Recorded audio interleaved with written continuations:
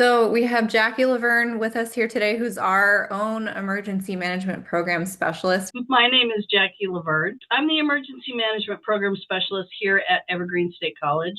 I coordinate all of the planning, all of training, all of the EOC, which is the Emergency Operations Center here at the college.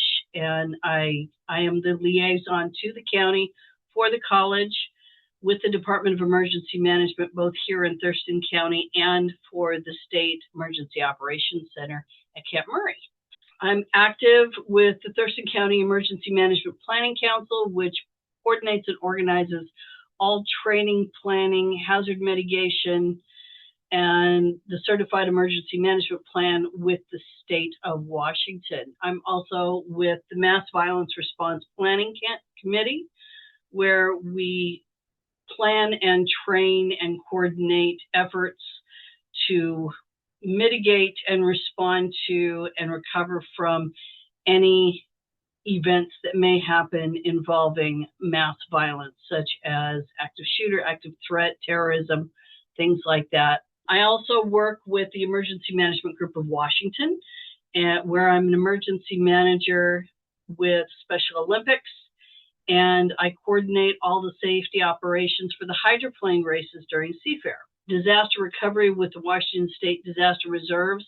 I have been with the Washington State Disaster Reserves for about 5 years, and I work with them in recovery efforts after a declared disaster has happened within the state of Washington and outside the state if we are asked to deploy to those areas. I have been in and around the emergency management world for about 30 years, starting with my work as an Army soldier back in the 80s and 90s. I've been a small business owner. I've raised 3 sons, and that's me in a nutshell. And that cute little animal up there is my trusty sidekick, Max, who goes with me to a lot of things when I do emergency management stuff, because he is my emotional support for everything. He's a good guy. And if you ever see him on campus, occasionally I'll bring him on just to show him up. So why does continuity planning matter in understanding the risk to businesses? Because here in the Pacific Northwest, we always think nothing bad is going to happen, and we need to plan for everything. COVID was a great example of that. Business continuity planning is about resilience, it's about safety, and it's about recovery. We have to be resilient in how we do things. We have to keep everybody safe during any event that happens, and we have to be able to have plans so that we can recover anything that may have been damaged or affected during a disaster. I like to have all of my tools around me when I work. Understanding risk to businesses means always having your tools around, because you never know what's going to happen. There's earthquakes, there's flooding, there's wildfires, we have winter storms, we have had small tornadoes in the area. That seems to be a new up and coming predictor in the mechanism that we're starting to plan for, because Spokane is getting a lot more of them, and we've had a handful of them here in Western Washington that have caused extensive amounts of damage to small areas rather than large ones like they have in the Midwest. So we're starting to plan for all of those. Ripple effects to all of these hazards can be supply chain disruptions. That is a biggie. Utility outages, which affects everything from communications to how we do business, to how we get deliveries, how we pay for things, and transportation issues.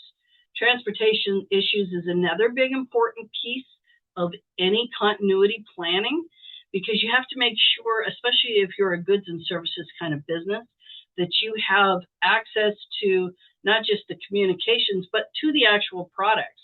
If you don't have utilities like power, how are you going to get things that are digitally delivered out there? I mean, our cell phones won't always work, because if the power goes out and then it goes out on the cell phone towers, Unless you have a satellite phone, you won't know how to get your stuff in. So you have to make sure that you have lots of backups and plan for transportation, utility, and chain supply distributions. One big example for this was Hurricane Maria. There were a lot of businesses, over 60% of them were affected by continuity of operations, in that if they had a plan in place, they resumed operations faster because they already had redundancy. They had secondary plans that went with their normal operations so that they had backups for backups. And these are also the same businesses that supported their communities by doing outreach with their communities, by supplying resources and communications for those who didn't have any resources and didn't have a way to even, pick up a phone and call somebody because the cell phones were out. They used ham radio operations.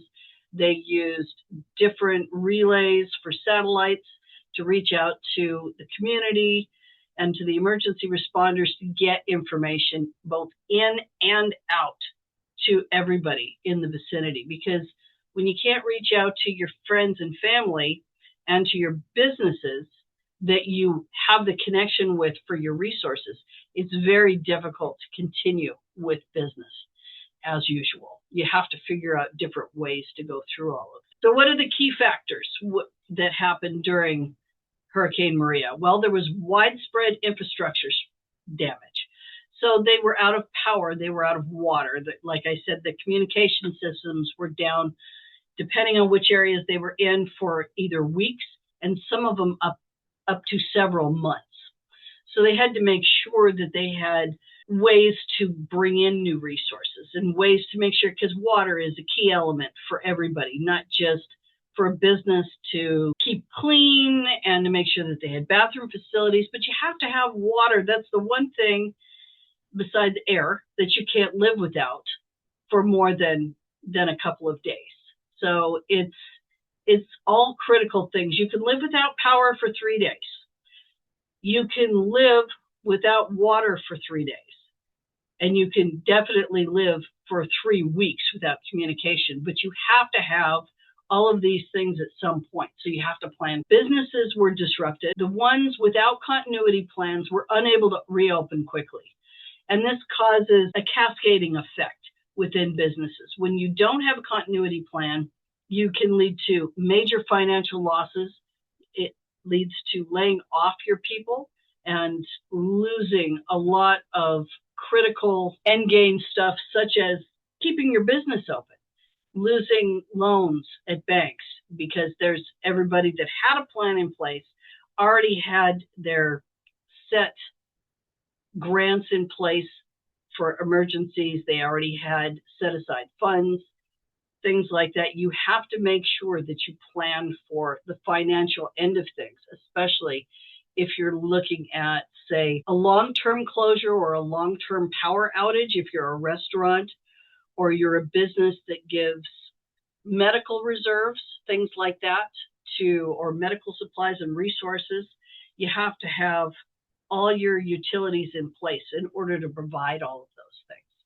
So you want to make sure that you have plans for those. And the financial end of it is a nightmare if you do not prescribe to putting aside funds first, making sure that you have a backup plan so that you know how to bring financial income into the business.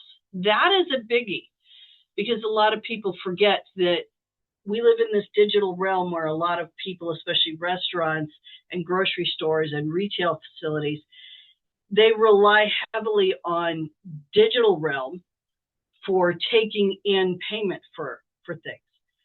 A lot of people forget that there's that physical cash out there still that they need to be able to deal with, and their staff has to be trained, because there's a lot of staff that they don't even know how to make change anymore. Make sure that you have those things. Make sure you have the change for your staff to provide when they get, say, a $20 bill in. If they don't have ones and fives and the coins to go with it, how are they going to make sure that they're going to be able to make change? Also, they need a different way other than the digital. If power is down, you can't always pull out your cell phone and do a little zip zip with an app if the cell phone coverage is out, because you'll never connect. You want to make sure that you have physical coins, physical cash, and a good old-fashioned battery-powered calculator to make these changes, and have a list of how much your individual products cost when you do these things, in order to make sure that you know, because if you have thousands of items in your stores, or you have a menu in a restaurant that's got 50 items in it, every waitress and cook isn't going to know how much each one of those is. So having a physical list in paper that's printed, that you know how much the cost is for everything, is a very strong thing to have. And you want to make sure when you do your employee safety and support that these people know what they're doing during these things. The key factors for that is you want to make sure that an employee is prepared for a disaster, that you give them a heads up, hey, there was a storm warning coming in, and we need to make sure that we're prepared for this, and you've trained before that. You also want to watch for the mental health factors, which was a big effect during Hurricane Maria. A lot of people had a lot of mental health issues during those events because they had families at home, and they were stressed out because they were stuck at work or they were trapped at work, and they didn't know how to get in touch with their families, because nobody can perform their jobs well if they are not secure in their emotional strength, that knowing that their families are at home and they're safe. That is a biggie in all emergency management and in business continuity, is making sure that your family is safe before you go in and do some work. Otherwise, you won't be fit to work when you go in. The community impact from Hurricane Maria was extensive, because hubs for aid, for resources, and for communications were straddled, and the local recovery efforts were very stretched.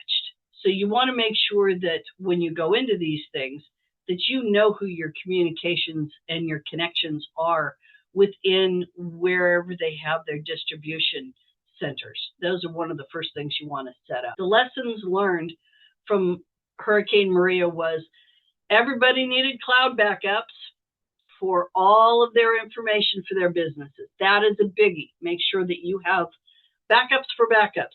Have more than one cloud backup utilization app or storage capability, because you need to be able to have all your records for everything and be able to keep track of everything. There's nothing wrong with having good old-fashioned physical records for everything you do, from the information for your employees to the information that you have on all your products and goods and services. And make sure that you have backups for all of your documentation, for insurance, for your structure, for your mortgages, for your payment plans, for all your utility bills. You want backups for everything. And most importantly, you need to have strong communication strategies, because if you don't have strong communication strategies with everybody, from your resource suppliers to your local emergency resources to your staff, and your staff to their families, then you're going to have a major downfall. And that was one big thing that we learned during Hurricane Maria. So step one, when you're identifying critical functions for your business continuity plan, you want to make sure that you can identify all the things that you do in your business. I mean, step-by-step instructions. If you have to have a generator on the second the power goes out, make sure you include that in there, and make sure that that is monitored as well and checked on a regular basis. If you need to have heat, if you need to have cold storage, you need to make sure that that is facilitated and taken care of, and you have a backup plan for what that is. So if you're a restaurant or a grocery store or a retail facility that has anything to do with food or anything to do with living creatures such as pets, or anything that would be affected by cold, even people who own music stores, they found that they had a lot of problems with instrumentation because it was affected by severe cold or damp. And when the seals come off of those doors because they're not kept open, or there's a flood that comes in, it'll affect the instruments. that are in those buildings. In restaurants, it affects the hygiene of the restaurant. Also, the food goes down. What do you do with the food when you lose power? When your freezers start to defrost and you have thousands and thousands of dollars worth of products in there. If you live on a farm, that's another thing. You want to make sure that if you need to have a dehumidifier in where you're storing grain or you're storing seeds or you're storing a particular type of product that you've produced on that farm, that it doesn't get infected with moistures or floodwaters or things like that. So you want to look and see step by step what different operations are the most important for you to take care of first. What can you do to list out all of those things? And what factors are least important? Like, say, make sure that people have the proper foot gear when they walk into these things. So if you have to go through into a cold freezer, you're not going to go in there in a pair of shorts and a pair of flip-flops. Make sure that you have all the gear that you need, because that will keep your operations going. You want to make sure you, again, have backups for backups. And who are your key staff and vendors? What's your management structure? I call it an incident command structure. You start with the top. Who's the most likely to be in charge when things go down? Who's the boss? Who's the backup for the boss or the assistant? And who are your key team players that you absolutely have to have in the business in order to keep it functioning? Those are all things that you want to look at. And then you want to look at who are your key vendors? Who has the resources that you need in your business that you just cannot live without? If you're a restaurant, it will be the people that are delivering your produce and your proteins and all the other things that are there. You want to make sure that if you don't have water, do you have another way of serving food? Do you have another way of cleaning your facilities? Do you have another way of supporting people so that they can use bathroom facilities? Do you have a way of keeping your hands clean? You want to make sure that you have all the vendors that send you all of that stuff, not just physical vendors that send you packages, but your vendors would be considered the people who deliver your utilities as well. You want to make sure that you have those on the list. If you need power, check the utilities company off. If you need hardline phone services, check those utilities off. Those are all utilities that everybody needs besides a cell phone. The next thing you need to do, and one of the things you can do on a regular basis all the time, is making sure that you have safety plans for your employees. Again, I cannot stipulate enough that if your employees don't feel safe and secure leaving their families, then when they come to work, they are not going to feel safe and secure and do a good job for you. That's all mental health and physical health.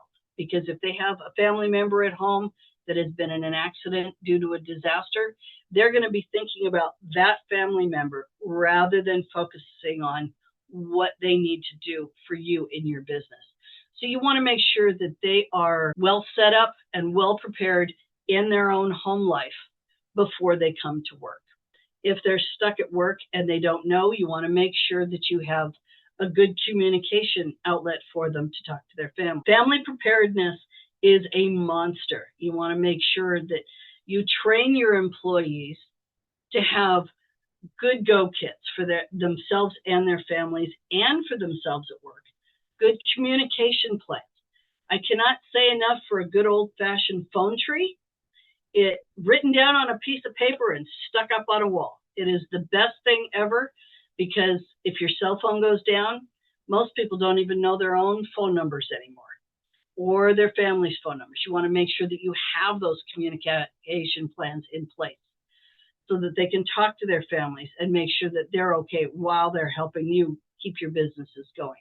You also want to make sure, for safety of your staff, that you train them regularly. You want to make sure that you know the evacuation routes and plan evacuation routes, not just out the front door, but secondary routes for evacuation. If there's a flood, if there's a fire, if there's an earthquake, you want to make sure that you know all the roadways around you and know where good evacuation routes are and have secondary locations to meet up with your staff in the event of a major earthquake or a flood or a fire if they can't get in. And also have those emergency contacts together so that you can communicate with them. And when they communicate with their families, that their families know where they're going. That is one thing that happens during a disaster so frequently, is that people go into work, things happen, but the staff doesn't have a way to communicate to their family where they're going, or they forget to let their family know that they're going to a secondary evacuation place for their businesses. And then the families are going, where's that person? That is super important to know, that you have locations that their families know and locations that all your staff knows to go to, so everybody can communicate and know where they're going. Facebook is great, but if the internet is down, it's very difficult to communicate where you're going and what's happening if you don't have those social media outlets to communicate. So make sure that you know your evacuation routes, secondary evacuation locations for gathering points, and make sure you have all your emergency contacts in place so that you know where your staff is in the event of an emergency or a disaster, and that your staff knows where their families are. One thing that I do, and I'll show you guys this, in my car and in my backpack, I have a physical Rolodex that I carry with me that has contact numbers and cards for everybody that I work with and everybody who might be a resource that I need when I'm doing business, or I'm teaching a class, or having to go find family members that are somewhere else. And I've written down on each one of those cards where they're located, found out where their secondary locations are, where they may be doing business, or that where they may relocate during a disaster. It's a huge tool to take those physical documents with you. Another thing that you can do if you have a laptop and you have a backup power source for it is I carry with me on my keys personal information and work information. Put all your documentation on a flash drive. Take it with you if you're taking a laptop with you, because you never know. You may need all that. Communication is everything, literally everything. Text messages, emails, phone trees, and have within your staff, not just you as a business owner or as someone who works at a business, a designated spokesperson for your business. Because if you have to go to a disaster center, put it in your plan before you have to go to these things when you're training. Make sure you write into your business continuity plan who the designated spokesperson is if, say, the owner of the business isn't there. Or if you have multiple locations where you do business, have a designated spokesperson from each area. Because if you're in a disaster and you need to find out information, if there's a multitude of you, if there's 12 of you don't need to go talk to a first responder. Only one person needs to go talk to the first responder to get a clear picture and then bring that back to the team that you have within your business. It's just very simple that way. It doesn't overstress or overtax the centers where there's a lot of people asking for information. It makes it simple. You have one designated spokesperson. They go in, they get the information, they come back out, they inform the team. That is really important because a lot of emergency management teams will set up big encampments during a disaster. All these people rush down there looking for information, and they can't answer every individual's questions like, oh, I haven't been able to find my son. Have you seen my son? It would be better to say, we haven't been able to find this individual. Where can we go to locate them? And who is the contact point for reporting people that you can't find? Keep it simple. Keep your plans simple and have one spokesperson. That is all you need when you're sending people into these centers where they have people that will tell you what's going on and what's happening. Phone trees are a big deal. Again, I'm going to talk about phone trees until I'm blue in the face. A good old-fashioned handwritten phone tree with everybody's phone numbers, everybody's contacts, and everybody's emergency contact on it is a big deal, because if anything happens to you or a member of your staff, you need to know who to reach out and contact so that you can let them know what's going on and what they need to do next. That is a big deal. Text messages work sometimes during power outage and sometimes not. The SMS systems don't always work. And if everybody and their brother is trying to reach out through these channels, like during Katrina, it was a nightmare trying to talk to people on the phone, trying to text message people, trying to find out what emails that they needed to go to because everything was down. The power was down, the internet was down, all communications were cut off for a lot of these big areas that were flooded. There were fires that went on during those events, during Hurricane Maria, during Hurricane Sandy, during Hurricane Katrina. Believe it or not, in a flood, fires do happen, and they have to do with electrical exposure from wires. They lay on things and they electrify the whole area. These are things that you have to prepare for and think about what would affect my business that I need to communicate and how would I communicate that information. So have a list of text options, have a list of email options, have a good old fashioned phone tree. If you have a hard line, it's more likely to be able to work even if you can't get a signal. If you can just get a charge on that line coming out of the wall, that helps. And again, have your designated spokesperson to send into these centers to bring you back information. The other thing with communication that I cannot talk about enough is making sure that you're getting good information. Have a set of walkie-talkies. Go and get you a pair of good long-range walkie-talkies for your business, for your home, for your car, and make sure that you have it set to the channels. It'll tell you right on the box which channels are for emergencies. Most of them have about 22 channels on them. You don't want the two-way the general cheapo two-way walkie-talkies, but anything will work so you can talk to your people. So if you have one on each floor of your business, you can communicate. If there's an earthquake, you may not be able to hear them, but if you have your walkie-talkie with you, you can talk to somebody else and you can flip through the channels till you find an emergency response channel. So step up 4, backup and recovery. Again, use your cloud-based backups. Have more than one. Have alternate work locations. That is super important. And make sure they're written down somewhere and on a map somewhere. Like put out the street maps there and look for a park where you could all get together and make sure that's in your evacuation plans. If you need generators for your buildings, make sure that they work. Have a plan in your business continuity plan to go out and check those like every quarter. Just go out and do that every quarter throughout the year. Make sure that you have fuel for them. Make sure that everybody knows how to use them.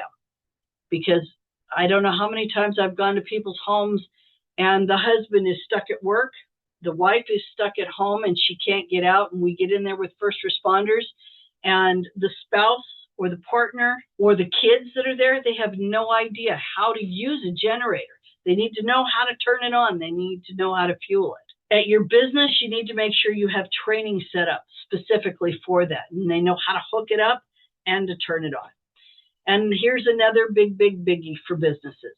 Review your insurance coverage consistently every year. Make sure that you're covered for floods because it's a rare thing even in our wet area of Washington. A lot of people do not have flood insurance. It's expensive and it's hard to maintain and it doesn't always cover everything. Read your insurance coverage. Make sure that you're talking to your insurance agents so that they can tell you exactly what is in your plan because a lot of times it'll cover certain things like light structural damage, but it won't cover, say, rebuilding your plumbing, which got wiped out and sat underneath all this water, or during a fire. It won't cover certain appliances. It won't cover certain infrastructure within your building, like replacing the power or rewiring your building.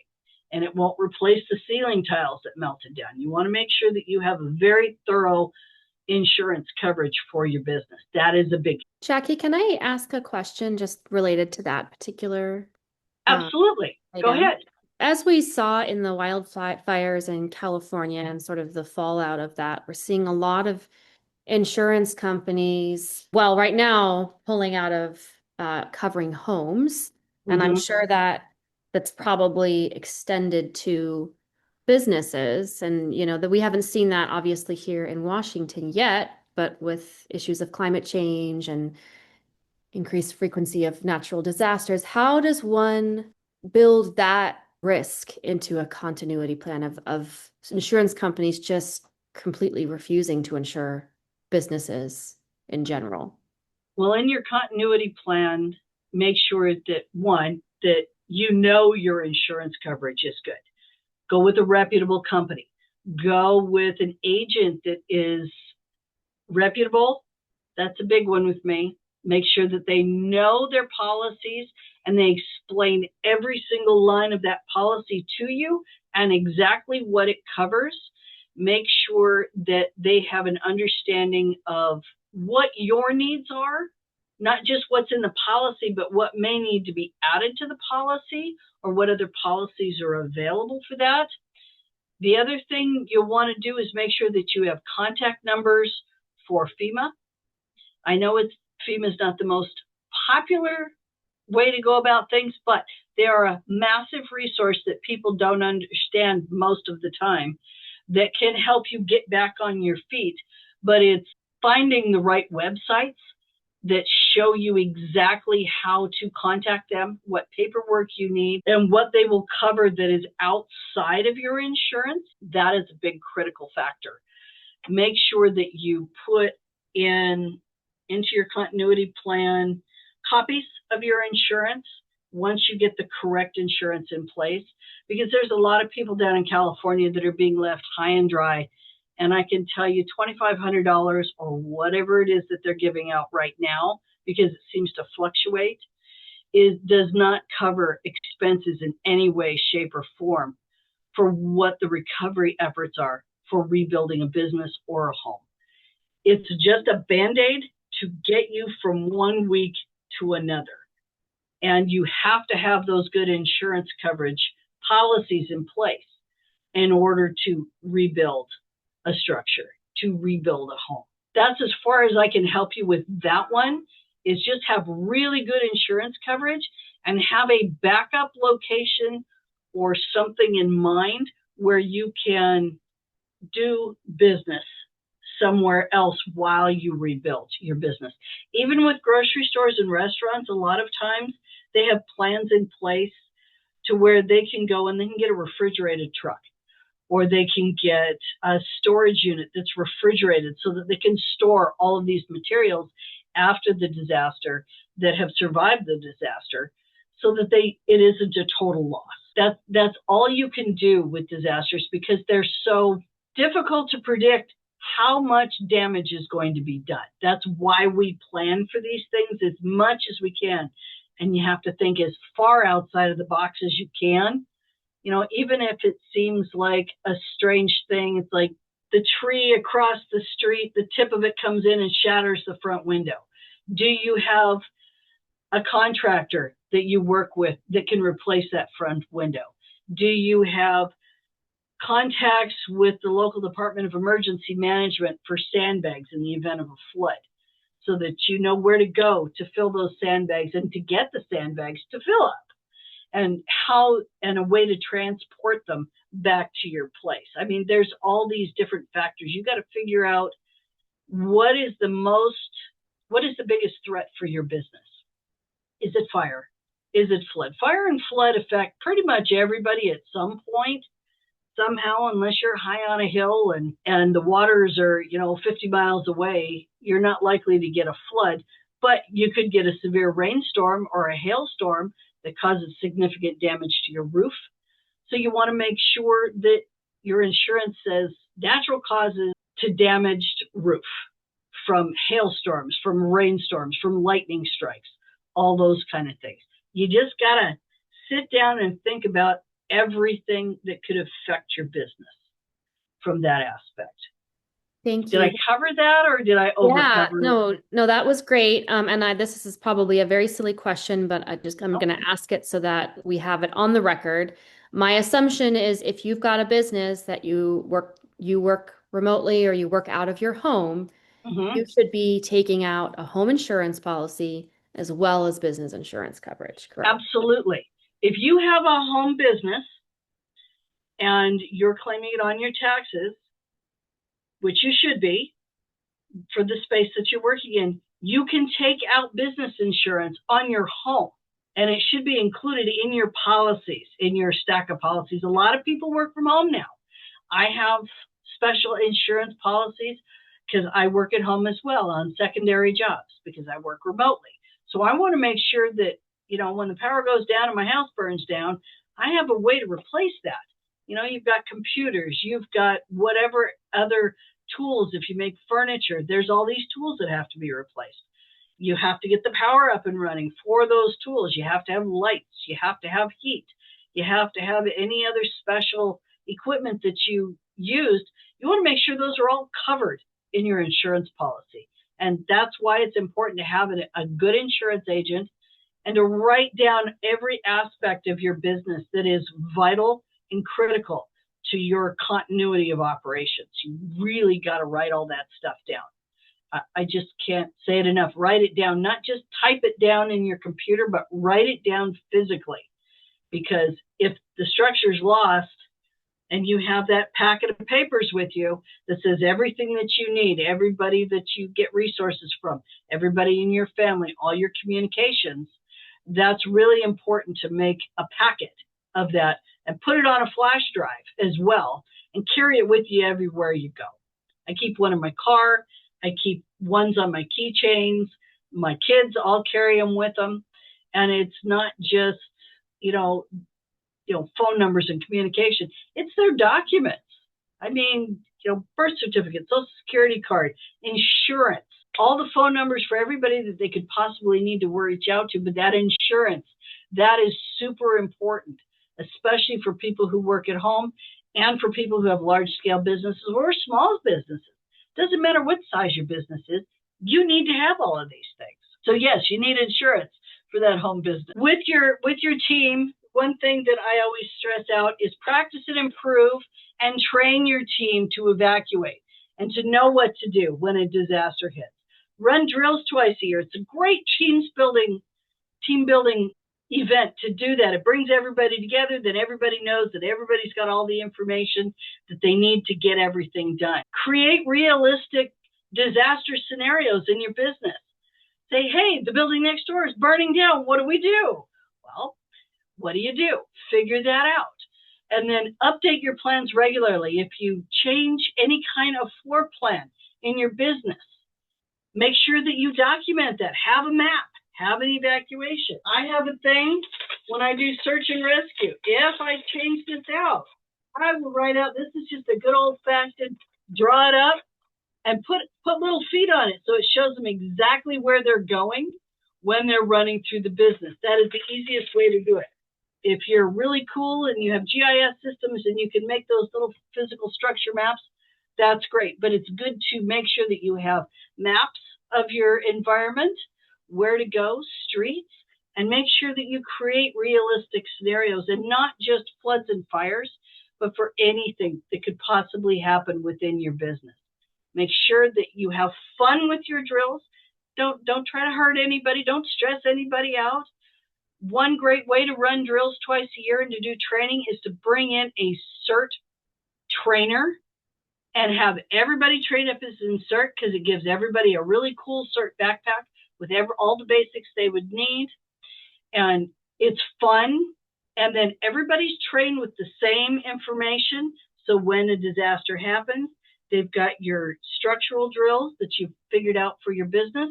And then they've got their CERT training. So they have basic medical, basic fire, basic search and rescue. So they know how to help you and they know how to help themselves in the event of a disaster. But keep those plans up to date and practice at least twice a year.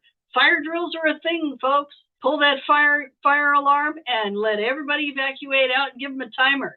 If they can get it done in under 30 seconds and get out of the building, it's pizza day, that kind of thing. That's always a good thing. Provide toolkits and resources to your family. Offer flexible leave policies for folks that are injured or who need breaks for mental health, especially in a disaster. If you're working overtime to put your business back together again, don't forget the most important element in any business is the human element. And you need to take care of those people and make sure that they are getting all the support that they can from you and from their families, and giving support to their families. It's super important. Business continuity checklist. If you want to take a picture of this, it's a good thing. These are questions you need to ask when you're writing your continuity list. Do you have a written disaster plan? Have you identified your critical business functions? Are your employees trained on safety procedures? Do you have your evacuation routes and emergency contact? Do you have go kits and your communication plans? Is there a communication strategy, multi-channel, like having a backup for a backup, having your cell phone, your radio, having all kinds of different things? Are backups cloud-based or accessible in other ways, like physical documentation, not just cloud backups? Do you have alternate work locations? Again, super important to know those.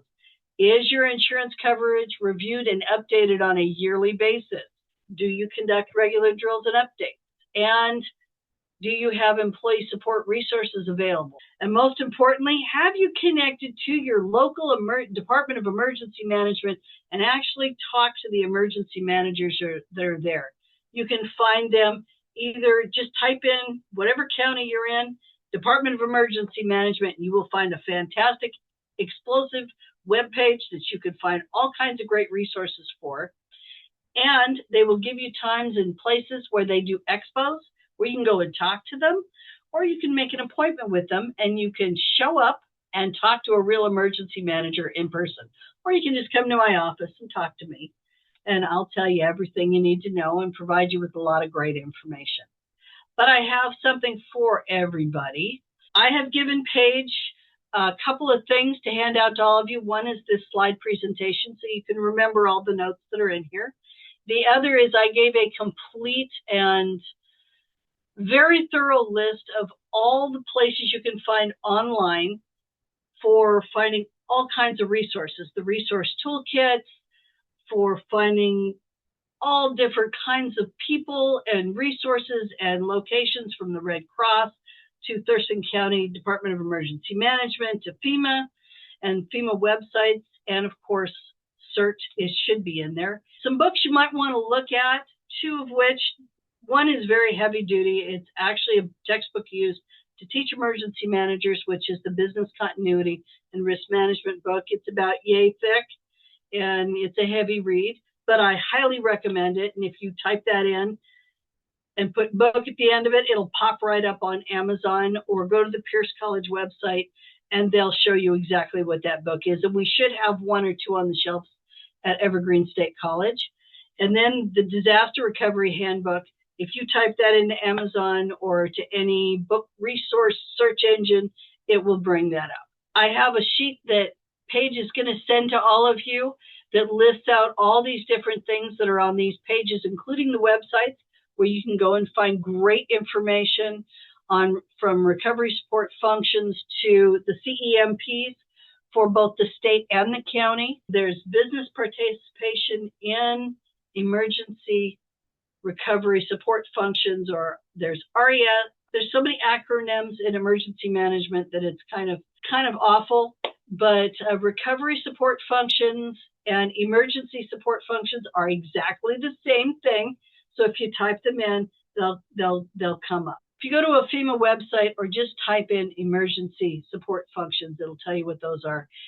They are not something people generally need, but if you want to look at all the different areas that are covered by emergency management that are very specific to your business, such as agriculture, medical, infrastructure, there's even parts that are specifically for dams, but it breaks it all down. I had to write a huge document for ESF 12 years ago for the wine industry, wine safety continuity for transportation.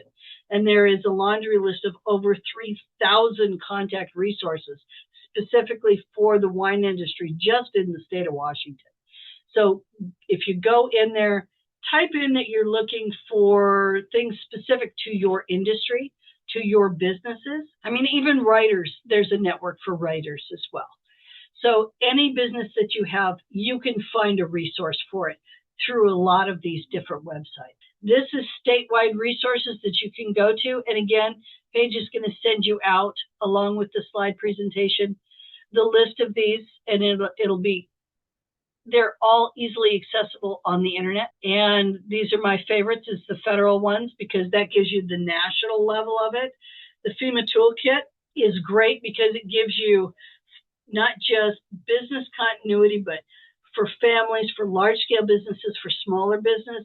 It has a list of grants you can apply for in the event of a disaster.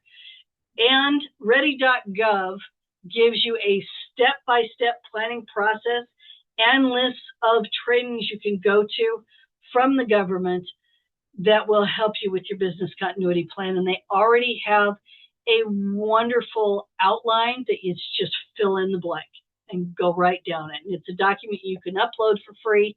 They don't track it. You just pull it up, fill it out, customize it to your business, and you're good to go. And it's just one more tool.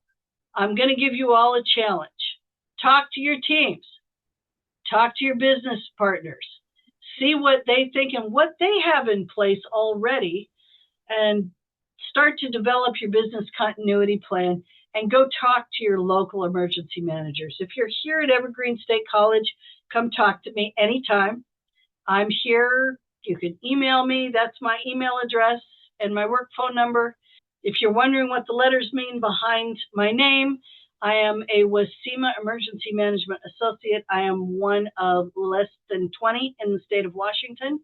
So that's just a fancy way of, I've had a lot of training and I know how to do a lot of things in EM. So if you want to know about stuff having to do with emergency management, come talk to me. Go to your local Department of Emergency Management. If you're in another area, we would love to talk to you about anything that you have that is more specific. And I hope I've answered some of your questions. In a high turnover workplace, what would you recommend for emergency management plans and disaster preparedness to ensure everyone, no matter the tenure, is on the same page? Okay, for high turnover, usually retail and warehouse places have lots of high turnover.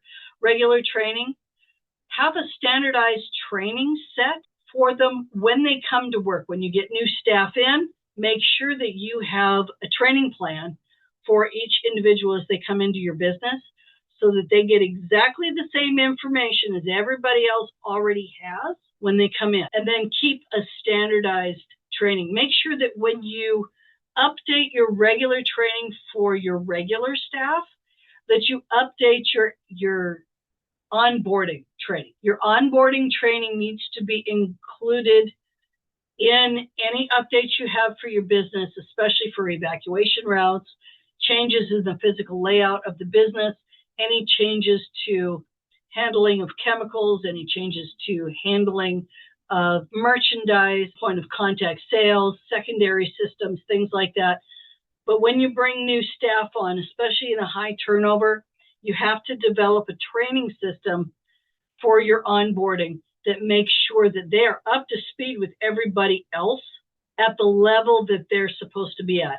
You will not train your men, especially in a large scale business. If you have 30 employees, that's more than most people have. You will have maybe one lead per 5 people. Those 5 leads will get more advanced training than the people that are underneath them. FEMA has a protocol where it's 1 person with 3 people underneath them, because that way you're not overwhelming your lead. That is about as much as a person in a high stress situation can handle is 3 people. Even in incident command, the guy who's the incident commander is only talking to 3 people, and those 3 people are talking to 3 people, and so on and so forth. It's kind of like a pyramid. You don't want to overstress people, but make sure that your leads a strong understanding of what their jobs are and what their directions are for training, and then make sure that they understand what the people underneath them are supposed to be doing. So when you're onboarding these new folks, the training should reflect that. If you bring in a new lead or a new manager, you want to make sure that they understand the goals and roles and responsibilities of what they are to do in the event of a disaster, which would be different than, say, a cashier would be. A cashier's job would be maybe shut down the register, lock the front doors, and report back to the manager anything that's going on. And then the manager is the communications hub. So everybody has a specific role.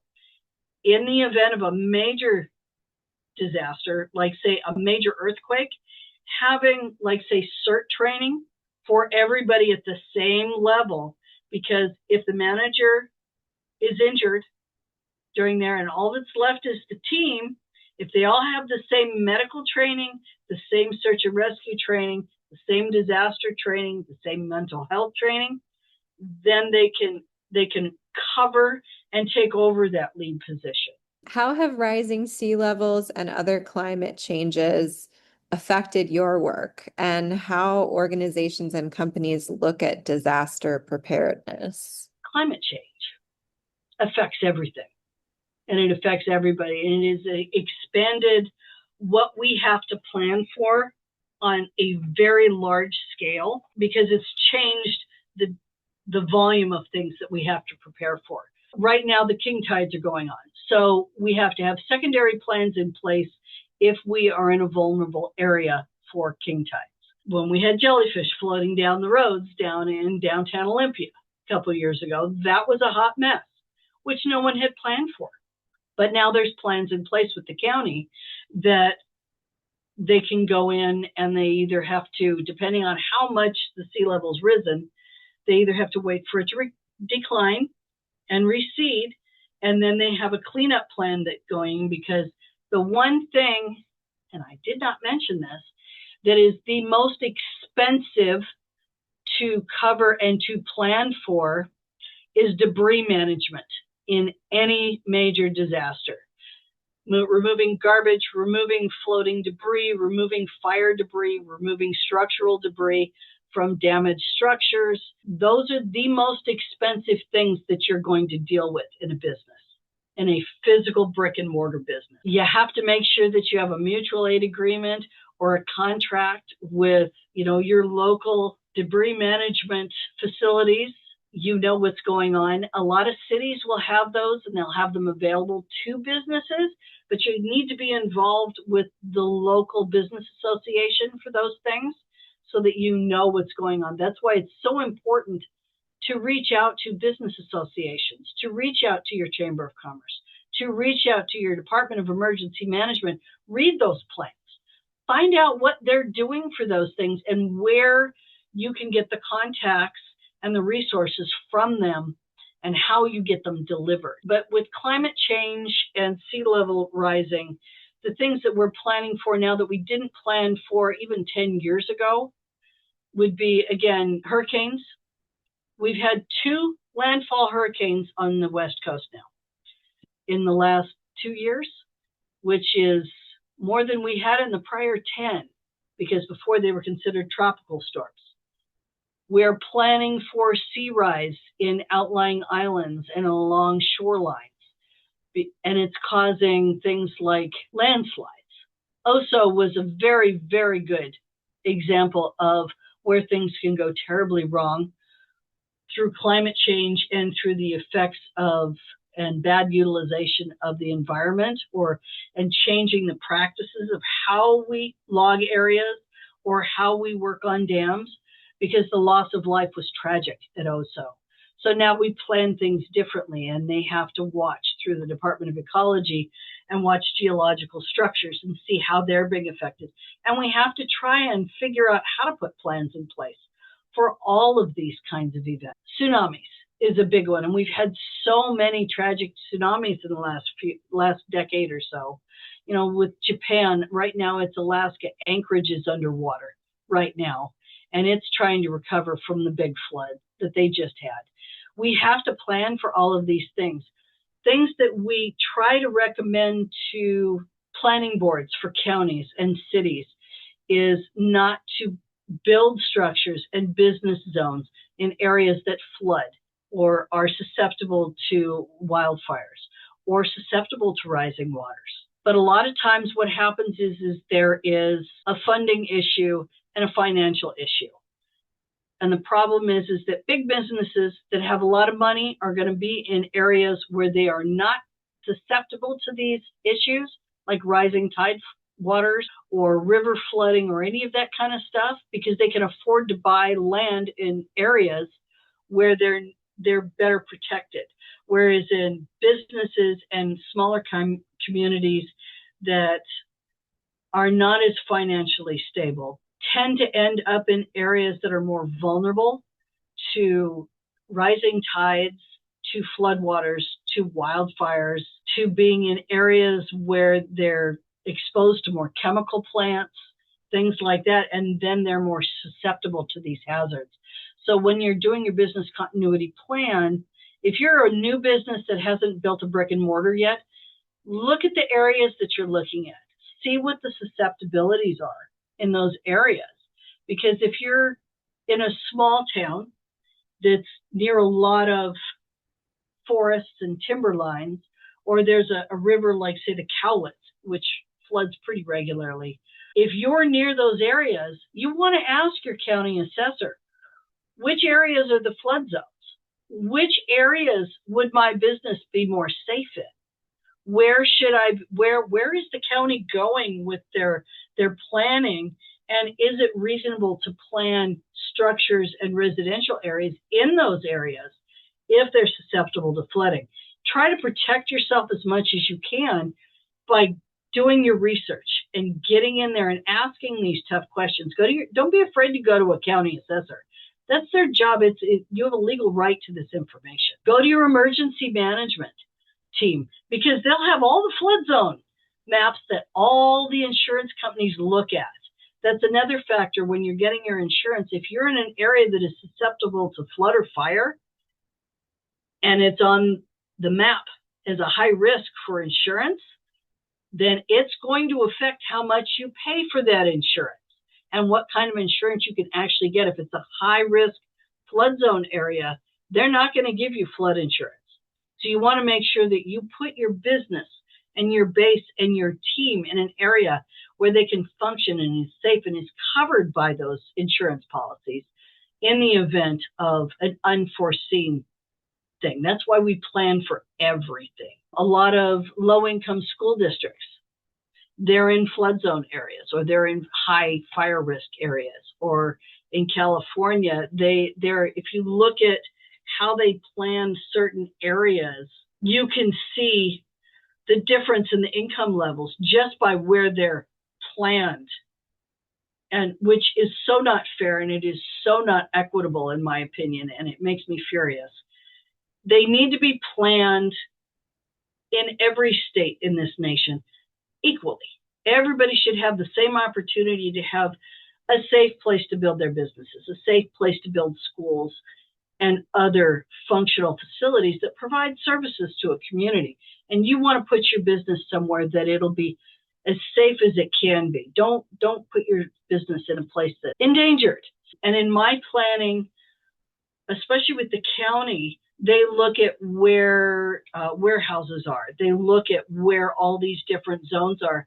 And we have to plan for chemical spills. We have to plan with the Department of Transportation for weather issues, because when they put chemicals down the road, we have to know where the runoffs are, and they have to be structured and planned and designed in a certain way. And we have to plan for anything that may happen, like if a big oil truck flips over in the middle of the road, we have to have a plan in place for that on the county and state level. Some counties are better planned out than others. Look at the train accident that happened several years ago in 2018, when the train came down right at the Nisqually Bridge. That was a hot mess, and it was a jurisdictional nightmare. And now they have plans in place for these things, because there was chemicals from the engines. There was injuries to people. It shut down I-5 for a very extended period of time, which is the main thoroughfare between not just two states, but two other countries, to Canada. I mean, it caused major transportation issues, and people couldn't get to work. I mean, it shut down. People had to work remote it was a serious hot mess. When it takes 8.5 hours to drive from DuPont to Lacey, that's a major tragedy. That is a major tragedy, which we have to plan for now. So they're looking at rerouting roads, things like that. But these are the kinds of things that emergency managers sit there and think about all the time, whether they're with the Department of the Transportation, whether they're here at the college, whether they're at the county level, or whether they're at the state level. They have to look at the big picture and see where have we had problems. And it's always about lessons learned. We don't plan for it until it happens. And then generally it's too late. We have to learn from it, and then try to prevent it in the future. And you'll have to do that with your business continuity plan too, because there'll always be something that you won't see.